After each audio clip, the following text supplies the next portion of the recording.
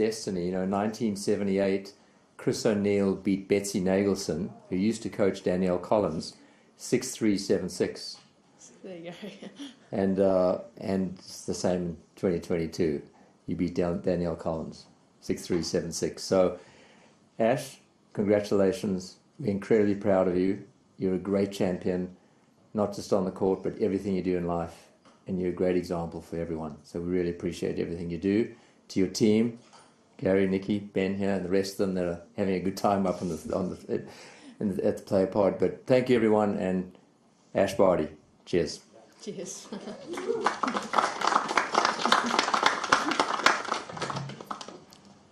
Thanks, Craig.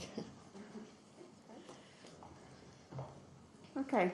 Hi, everyone. We'll get to as many questions as we can today. We'll start in the room. We ready, Sean? All right, I'll get started with the first question. Ash, Australian Open 2022 champion, how do you feel? Yeah, it's absolutely incredible. I think as Aussies, we're exceptionally lucky to be Grand Slam nation, to get to experience to play at home is really special, and to be here as a champion of the tournament is really exciting. Okay, we'll go to questions in the room. We'll start with Craig.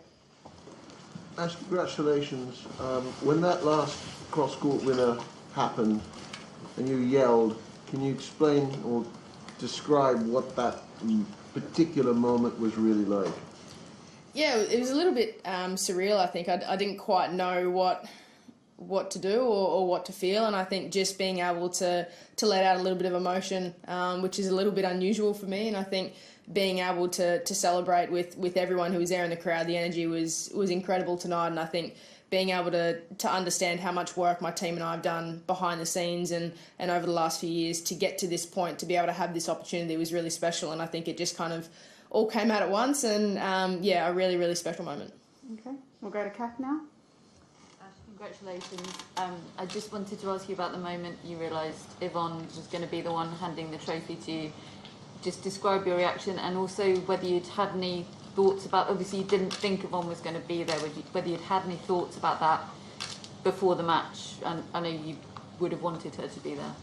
Yeah, of course. I knew that she wasn't, well, I thought she wasn't coming, and I'd spoken to her earlier in the week, and she was staying at home and not being able to travel down this year, so to have that surprise was amazing. I can't believe Craig kept it a secret. It was really special just to be able to give her a hug. It's the first time I've seen her in 12 months, and we had a few hugs for a few different reasons, and to be able to actually see her in the flesh and chat to her was incredible, and to be able to experience that together on such a big occasion, on such a beautiful court, and in a tournament that means so much to both of us. I think it was really nice to have her there just as a someone to lean on when I wasn't really sure what to do. And she's an amazing human being, and I'm very, very lucky to be able to call her a friend, and very lucky to be able to give her a hug in some of the biggest moments of my life.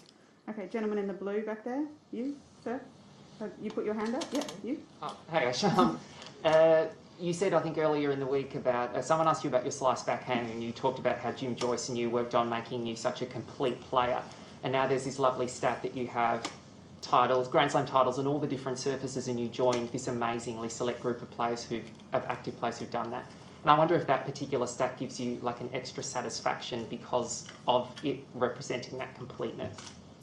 Yeah, there's still work to be done, without a doubt, and I feel very humbled to be in such a select group. To be honest, I don't really feel like I belong with those champions of our sport. I'm still very much learning and trying to refine my craft and try and learn every single day and get better and better. But it's amazing to be able to have this experience and this opportunity on 3 different surfaces and be really consistent across the board. And ultimately that was one of the biggest challenges that Jim set out for me when I was young, was to be a complete player and be really consistent across all surfaces and be able to play on all surfaces. So to have a Grand Slam title on each surface is pretty amazing. And I never probably thought that it would ever happen to me.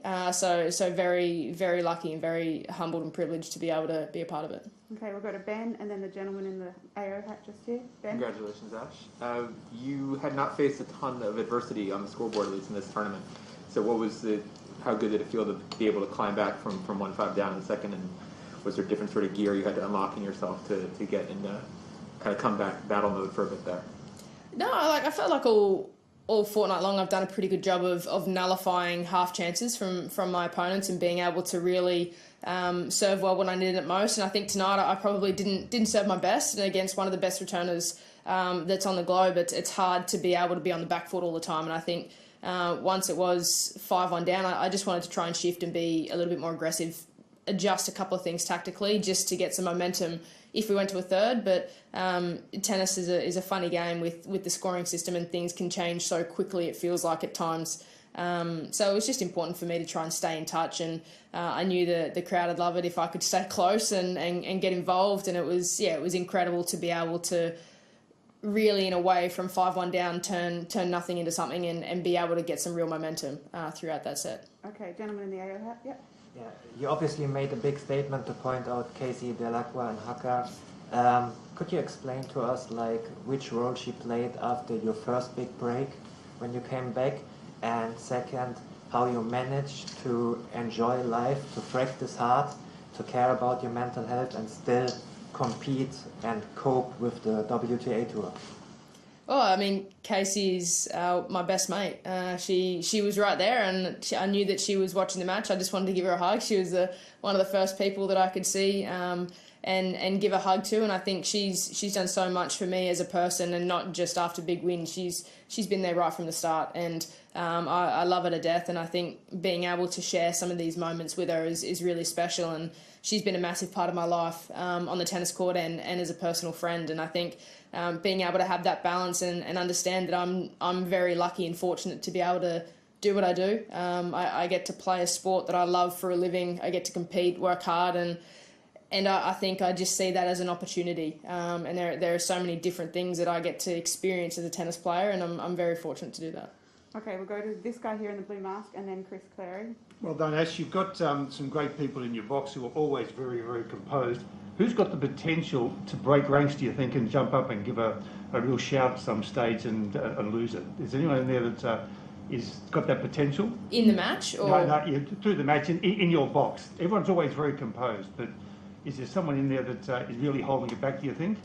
I don't know. You'd have to ask them. I don't really look at them too much throughout a match. I mean, all the work that we do is done before. All the planning is done before, and then it's about going out there and trying to execute and do the best that I can. And I think if I'm looking up to the box, I'm only ever really looking at ties for reassurance more than anything. But yeah, I don't know. We're all pretty reserved. Our whole team is pretty chilled out, and we just know that we get to enjoy the moment and do it together. So it's cool. Okay, Chris Clary, and then this gentleman here. Standing up. Yep, Chris. Ash, so much history in tennis in this country.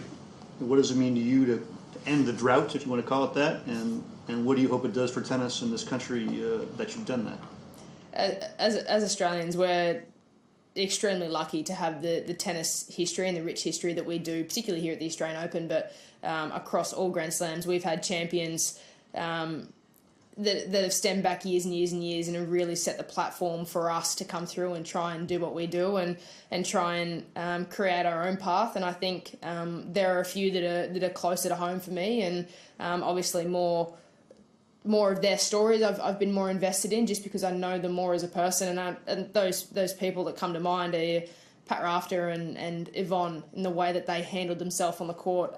For me, that was there's just no one better. And recently, you've had your Dylan, Sam, who are really able to just enjoy the experience and bring so many different people to tennis, bring so many different walks of life to this beautiful sport that we play. And I think I'm a very, very small part of that. I'm still trying to figure out what I'm doing myself, but to be a very small part of an amazing history in tennis as an Australian is really, really neat. Okay, over here.